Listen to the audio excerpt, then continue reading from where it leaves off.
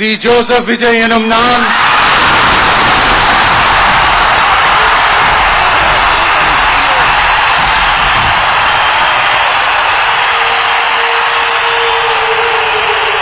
சட்டப்படி அமைக்கப்பெற்ற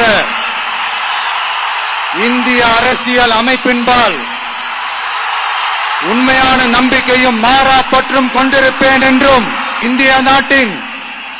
ஒப்பில்லாத முழு முதல் ஆட்சியையும் ஒருமையையும் நிலைநிறுத்துவேன் என்றும் தமிழ்நாட்டு அரசின் முதலமைச்சராக உண்மையாகவும் உளச்சான்றின்படியும் என் கடமைகளை நிறைவேற்றுவேன் என்றும் அரசியல் அமைப்பிற்கும் சட்டத்திற்கும் இணங்க அச்சமும் ஒருதலை